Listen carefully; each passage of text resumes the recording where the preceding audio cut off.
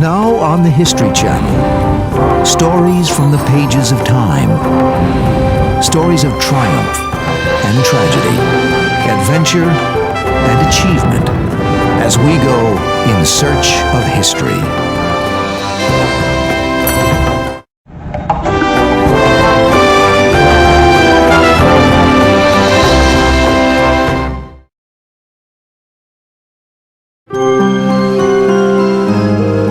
A century after its heyday, crowds still come to Coney Island, America's legendary playground by the sea. This spit of land off Brooklyn, New York, is where freak shows reached the height of their popularity. We've got the show if you've got the dime. Hosting as many as 8 separate sites. Today, only 2 still exist here, gamely attempting to recapture the glory of summers past. Ladies and gentlemen, here we are in Coney Island in front of the Circus Museum. Freaks, wonders, and curiosities. Freak shows tell us something very important about the human condition, especially in this new century. Everything today is virtual. Everything's on a screen. Everything's on a monitor. It's email. It's don't get up close and friendly with anybody. Sideshow blows past all of that. They demand that you be right there, that it be right in your face.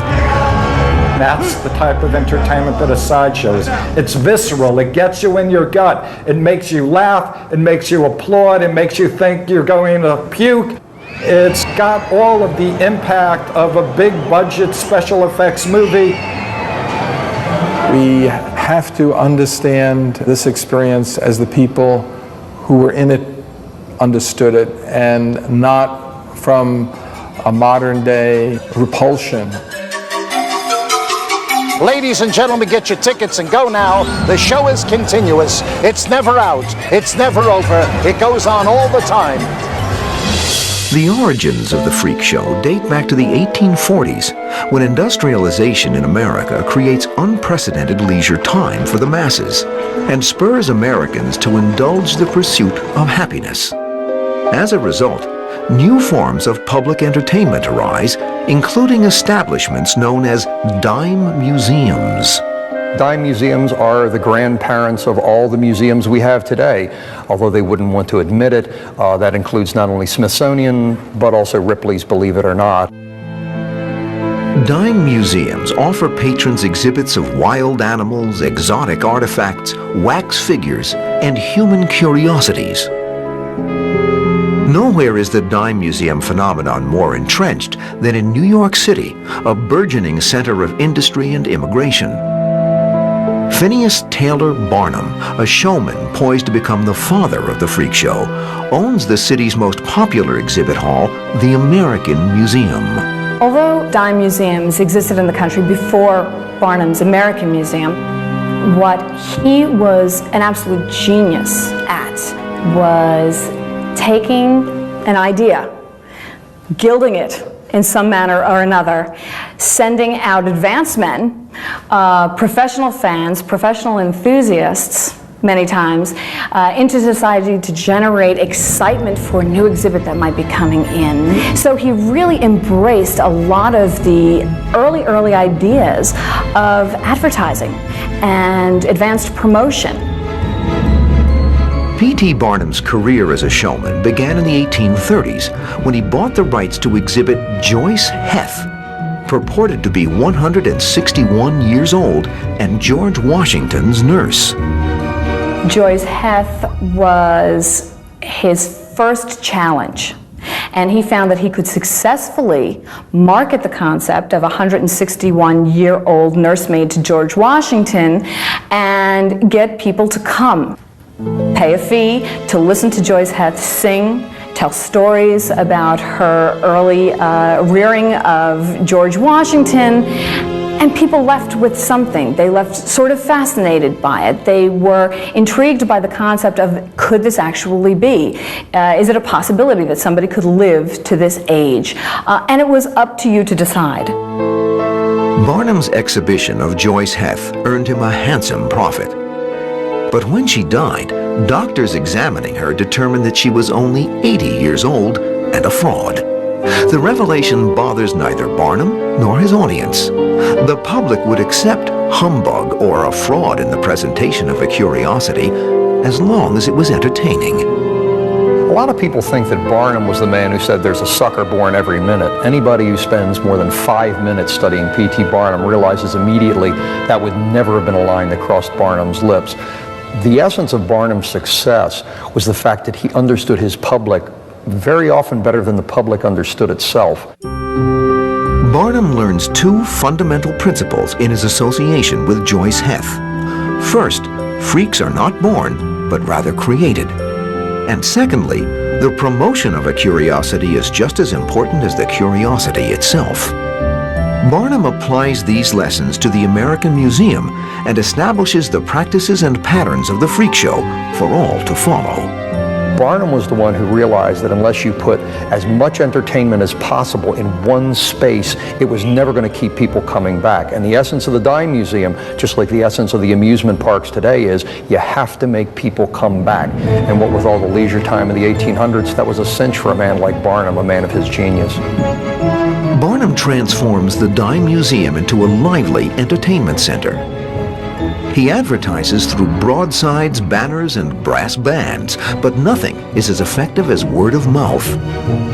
His most talked about attractions include the Fiji Mermaid, pure humbug created by sewing a monkey's torso to a fishtail, and live, authentic freaks such as Chang and Eng, the original Siamese twins, who still tour after marrying 2 sisters and fathering 23 children between them. William Henry Johnson, a man with a misshapen head, who Barnum bills as Zip the What Is It, and who enjoys the longest career of any freak show attraction until his death in 1926. And Anna Swan, the 7-foot 11-inch Nova Scotia giantess who marries another giant, Captain Bates, and thus they become the world's tallest married couple. The performers that exhibited themselves were paid, and actually paid well. Often they were boarded on the upper floors of the American museums. And not all of Barnum's human curiosities stayed with him a very long time. Barnum liked change rather regularly, so it was that type of change that kept the museum dynamic. And kept the public coming back for more. They stare in awe as Barnum's freaks perform routines, tell their life stories, and answer questions. In 19th century America, gawking at people who are born differently is not only socially acceptable, it is considered family entertainment. Medical science, in its infancy as an organized profession, has yet to classify freaks as diseased, thus allowing people to enjoy the show free of guilt. The explanations scientists offer for why freaks exist sound as far-fetched as, well, humbug. In the late 19th century, one of the explanations of why somebody might be born different, that is, with what we might call a disability today, was the theory of maternal impression.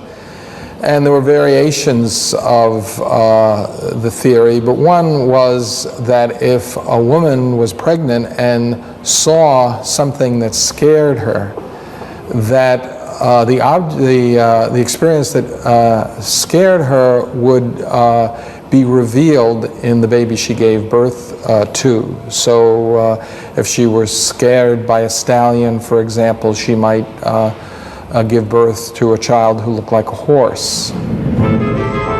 Such theories only add to the lurid appeal of Barnum's human curiosities. They become the public's favorite exhibits and make the American Museum the first bona fide freak show and New York's most popular attraction. Barnum was so successful as a dime museum operator with his American Museum in Manhattan that in the first 5 years of operation, as many people passed through the turnstiles of that collection as there were people in the United States. That's a better track record for the first 5 years of operation than even Disney World had. Among the freaks that P.T. Barnum exhibits at the American Museum, the most famous one is the midget, General Tom Thumb. Tom Thumb is probably the most famous of Barnum's curiosities because we still can connect to the wondrousness of a very tiny person.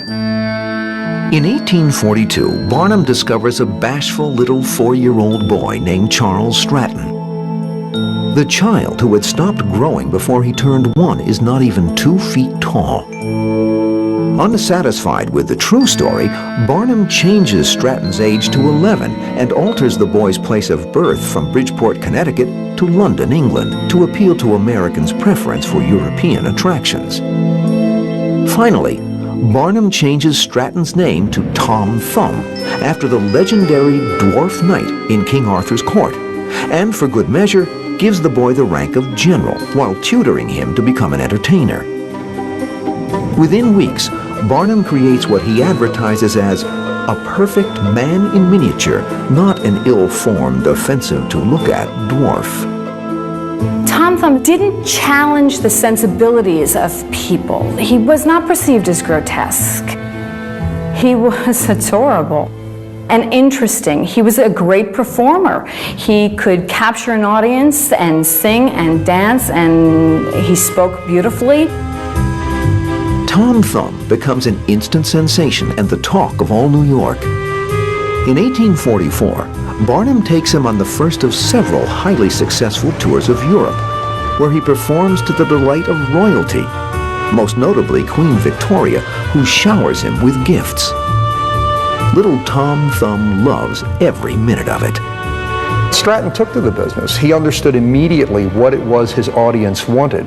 That's why he had such a successful audience with Queen Victoria. Even as a child, he understood how to be a child and what, as a child, an audience would be impressed with, how to act the little man.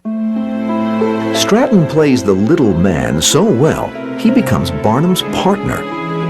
When the tiny performer dies at the age of 46, he is a millionaire, complete with mansion, yacht, and horses.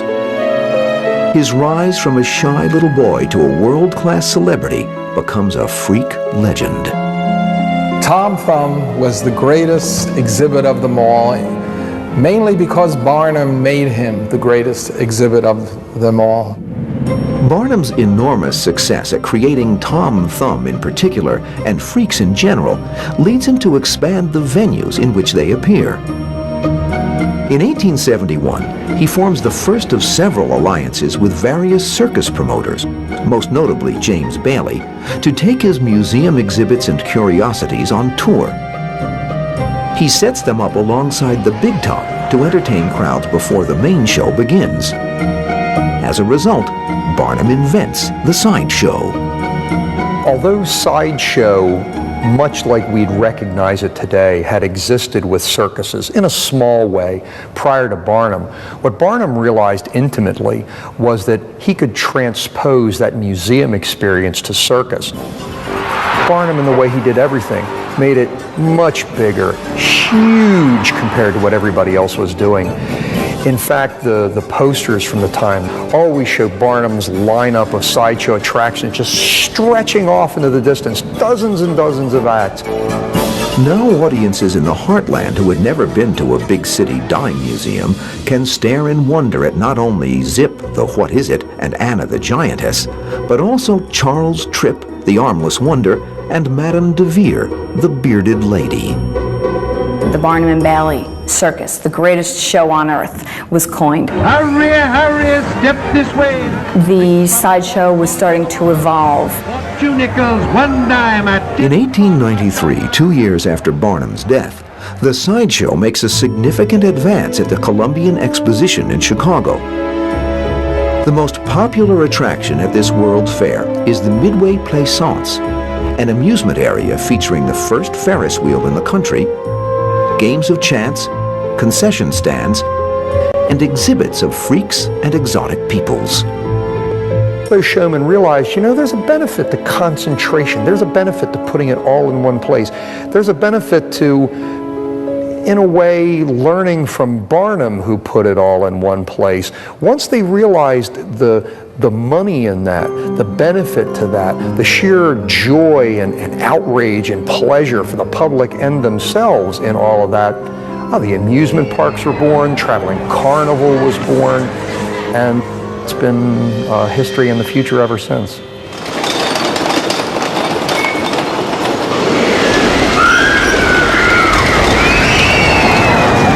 By the turn of the 20th century, amusement parks spring up in America's major cities, becoming the newest showcases for freak shows. The most prominent ones are on New York's Coney Island.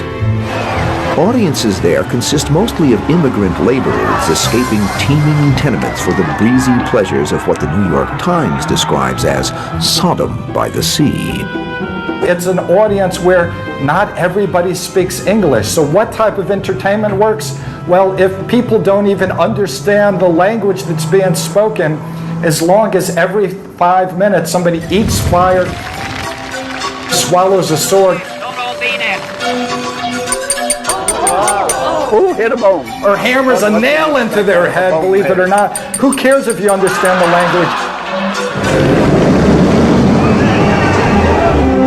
The first major amusement park at Coney Island to launch a freak show is Dreamland, the vision of Samuel Gumpertz, a showman considered the Barnum of the seaside playground.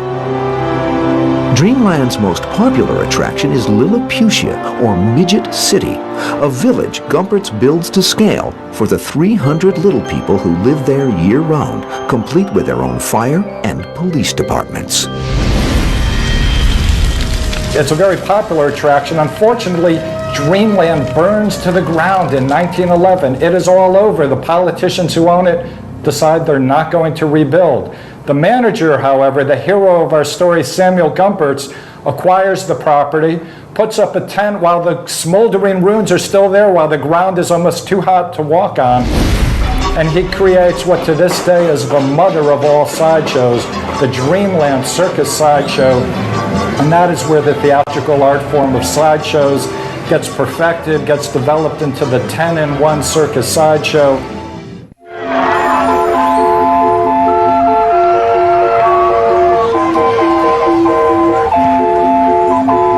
In 1911, Samuel Gumpertz, Coney Island's answer to P.T. Barnum, opens the Dreamland Sideshow on the smoldering grounds where the Dreamland amusement park had burned down. Gumpertz's show enjoys tremendous success. By 1920, as many as 30,000 patrons a day take in the 10-cent, 20-minute show of his freaks and curiosities. Gumpertz constantly adds new attractions and soon has more exhibits than any sideshow in the history of the business. Inspired by his success, other sideshows open on Coney Island, transforming this beach community into a mecca for such entertainment. But with an influx of competition, the stock of legitimate freaks runs thin. David Rosen, the owner of the Wonderland Circus sideshow here in this building in the 50s, is the man who really comes on strong faking the acts. He's the guy who takes identical twin sisters, puts a girdle on them under a big dress, claims they're Siamese twins, which they're not, gets away with it for a while until one day they get fed up, have an argument on stage, split up on stage, and quit the show. The Coney Island sideshows perfect what Barnum began, establishing the 10-in-1, the standard freak show format that lasts for decades. But 10-in-1 is an all-live show where live performers do 10 different acts that perform continuous all day long. So the show doesn't have a plot. The audience could come in at any point. It's continuous admission. You stay 45 minutes to an hour until the show you walked in on comes around again, the same act. In Carney lingo, the classic 10-in-1 begins with a ballyhoo, a free exhibition given outside a sideshow to attract a crowd, or tip. A string of garishly painted canvases known as a banner line stretches out in front of the sideshow, catching the eye of a casual passerby. Johnny Mia is the last of the old-time banner painters. Your two key ingredients when you're cooking up this very colorful cake are sex and violence. You have to appeal to the Freudian side of their brain. You need to give them something that's creepy and weird, and maybe I shouldn't see it at all. And that's the sell.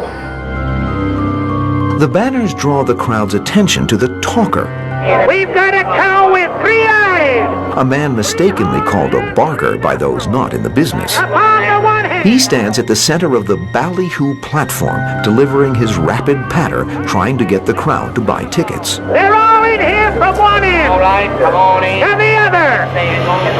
Just as Mother Nature put them on Earth.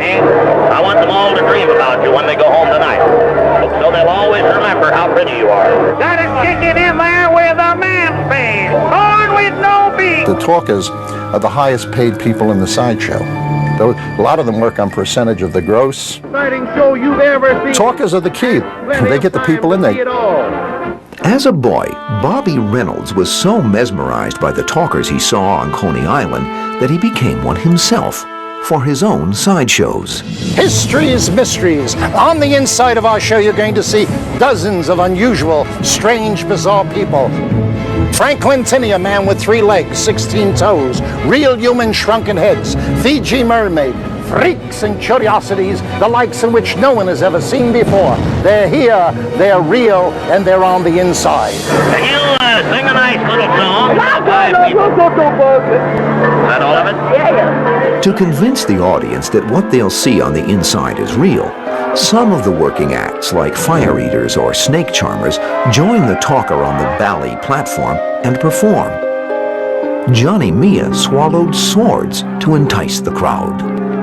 And here we have a sword measuring 27 inches from the hilt down here to the tip. When this one's swallowed, it winds up way down here at the base of the stomach. But because this is History's Mysteries, we're going to do something even stranger and even more mysterious, because today, for this show, I'm going to attempt to double my body directly in half with that piece of steel still inside of me. Are you ready?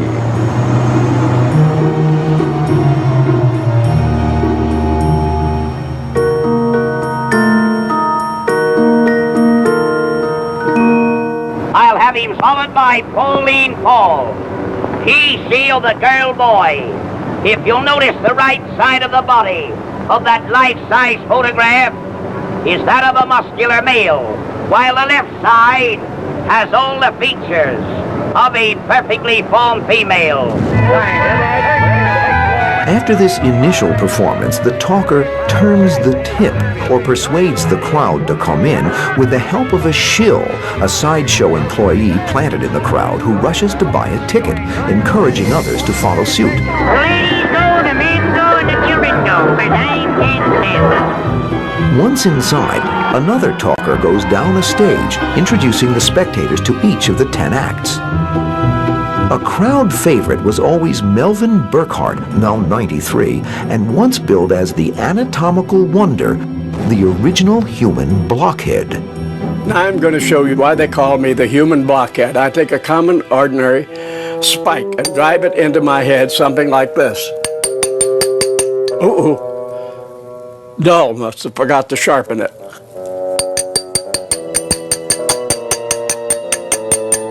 Oh, hit a bone, but what can you expect out of a bonehead? No, I'm not going to bleed. I guarantee if I bleed any blood, it'll be red. Once you get that in there, it's really very simple. All you have to do is be simple enough to do it, and I'm just the guy who can do it too. Of course, you don't have to be crazy to do this, but it helps. That shows to go you what some people will do to keep out of work. The blow-off, an unadvertised attraction offered for the price of an additional ticket, ends every show. It's meant to clear out one crowd and make way for another by showing them something especially unusual. The blow-off can be anything from a jar of pickled punks, the term for a real or fake two-headed baby resting in formaldehyde, to an illusion like the headless body. You've got a cow with 3 eyes, 3 horns, and 3 nostrils. the 10-in-1 sideshow reaches the height of its popularity between the world wars. During this period, hundreds of sideshows crisscross the country as part of circuses, amusement parks, and carnivals. Everywhere the 10-in-1s appear, they shock and amaze crowds. The first question everybody asks is, why do you do that? They ask it of the Born Freak, and it kind of means one thing. They ask it of the Working Act, and it means something else. The Born Freak looks exactly the way you see them on that platform. They can do nothing else with the way they look. And the fact they've chosen a sideshow to make their living, that's their choice. The Working Act is something else entirely. It was a good way to make a living without having to go out and be, well, I always said, if I go out and take another job, I'm just a bum. Here, I'm a star. So here's where I'm going to stay. I wanted to do these weird, bizarre things. I like the idea of being hammy and performing for people and being applauded and laughed at and so on. But not everyone is laughing and applauding.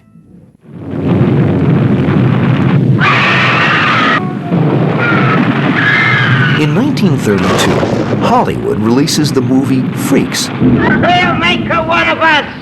A loving cup! A drama starring some of the most prominent sideshow acts in the business. The movie bombs. The negative response reflects a growing change in the public's perception of freak shows. One of the reviewers in the New York Times says, we're not sure we should show this at the movie theater or at the hospital. So they're living at this time when the delegitimization of the freak show is something that's occurring. Now, folks, step right this way to the bigger... The delegitimizing of the freak show results from advances in medical science. Researchers discover cures and treatments for what causes freaks, not only reducing their numbers, but changing how the public reacts to them. For many, pleasure turns to pity once they find out, for example, that a pinhead has microcephaly, a midget suffers from osteogenesis imperfecta, and a giant is afflicted with acromegaly. This major shift in the public's attitude towards freak shows sparks efforts to close them down, a move the freaks strongly oppose. All of the bugaboo comes down to one word, and the word is freak. Now, what is a freak? The whole question comes down to exploitation or non-exploitation. Now, not every small person, not every deformed person is a freak. A freak is somebody with a deformity who chooses to become an entertainer, who makes a choice. And why do they make that choice? Well, because not every handicapped person wants to stay hidden at home, or wants to, on the other hand, wants to rise above their handicap and become a doctor or lawyer. One of the traditional job opportunities open to somebody with a handicap is to become an entertainer. Becoming an entertainer offers born freaks the means to make a lucrative living, their first line of defense against those who seek to close sideshows down. The attitude by and large from the showmen, from not only the managers, but all the way down to the performers, the Born Freak performers, was almost universal as, stay out of the way of my money. I have as much right to make a living as you do. And if you think I'm being exploited, you've obviously never seen my paycheck. Just as important as a means to make a living, the sideshow offers freaks a way of life much more hospitable than any they might find in an institution. It provided them a community of people that were, in the immortal words of the film Freaks, one of us, one of us. It was that camaraderie, the idea that there were other people out there that had physical peculiarities, and there was this bonding, this wonderful bonding of those people. I now declare you legally married as man and wife. Say, but who's going to be the boss of the family? You are, honey. It was, we can stand on our own 2 feet, we can make a living, and we can hold our heads up.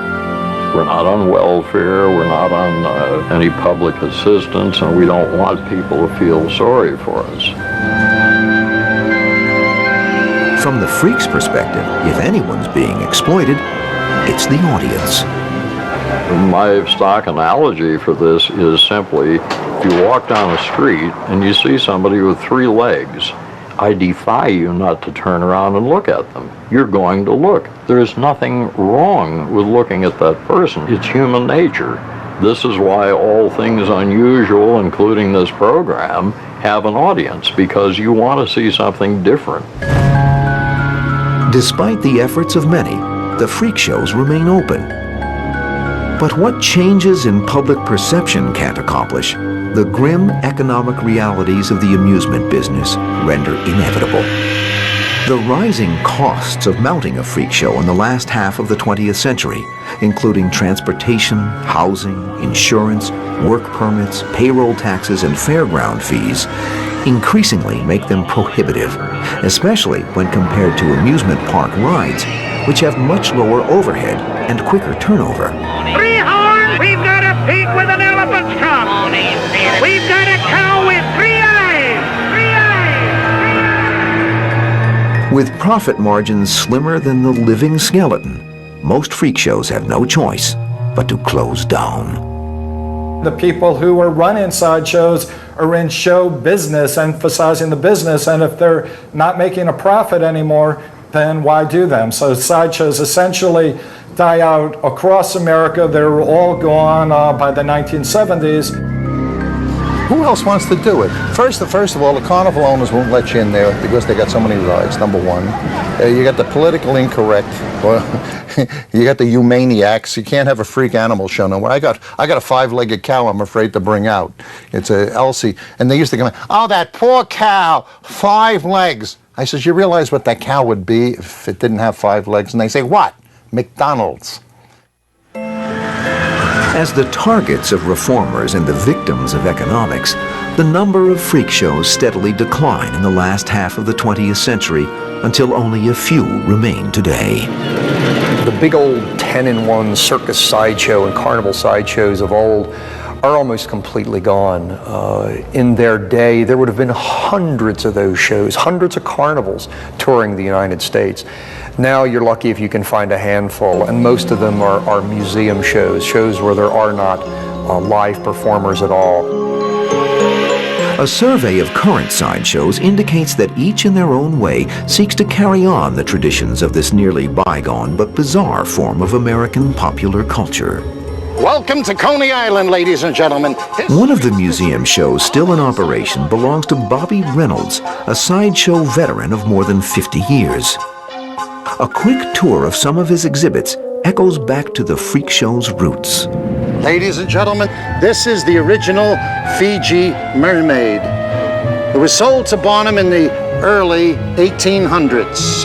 Yes, Fiji mermaid, a fake, but a good one. Ladies and gentlemen, this is a real human shrunken head. Now the way they shrink heads is they cut your head off, take the flesh off of the skull, sew it up, boil it in water, and after they do that, they put salt and a hot sand in the neck till they get it down to the desired size, and then they smoke it like you would a piece of beef jerky or ham.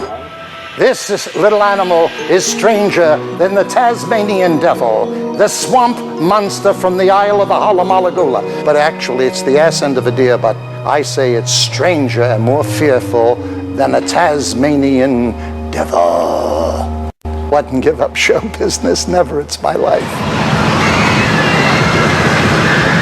Across the street from Bobby Reynolds Museum stands his spirited rival, Sideshow by the Seashore. Opened in 1985 with a grant from the NEA and funding from the New York City Department of Cultural Affairs. Hi, I'm Eek, the geek, the man who tattooed his face with space. For history's mysteries, welcome to the Sideshow. The intention is to be the only place left in America that runs an authentic 10-in-1 circus sideshow.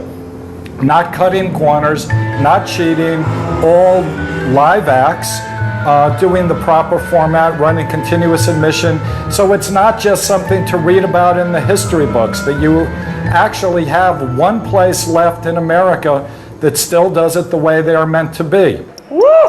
I'm hammering it in there all the way back, stopping just a 1/16 of an inch away from my spinal column. Woo! Woo! There's one. As nearly the last of their kind, the freaks of Sideshow by the Seashore perform as if on a mission, embodying the spirit of their predecessors.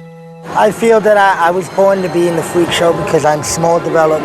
It helps my self-esteem. Yeah, when I come here, I felt very good about myself. Sideshow is my love. It is the love of my life, and I view it as my career. It's my profession. I'm very proud of what I do. And I'm also preserving an American tradition that has been going on uninterrupted for many, many years. Now, hey, I felt good. Look at the little nail indentations on my back. We got things going in the mid-'80s by reviving the whole concept of a 10-in-1. Then Jim Rose comes along, takes it outside the context of an amusement park or a circus, and enters the rock and roll circuit. Thrills, chills, and Dr. Bills. A ticket's good for a seat, but you'll only use the edge. High-flying, bone-jarring excitement. And now, an exclusive for the History Channel. I'm going to bite into an apple, and we're going to have an H cut into it with a chainsaw! Jim Rose, an ex-street performer from Seattle, forms his own freak show in 1992 in an attempt to update the format. It was very calculated to go after a young audience. I wasn't relying on people's nostalgia. I had to go for those that had never seen it. And the best way to reach them is through rock and roll.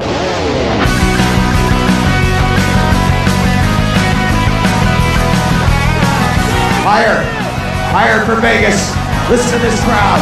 It's a video! Higher! Yes!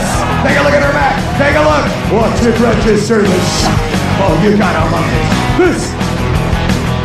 Rose's odd ensemble of misfits and marvels plays the '92 Lollapalooza Tour, featuring the best bands in the alternative rock scene, and later opened for edgy performers like 9 Inch Nails and Marilyn Manson.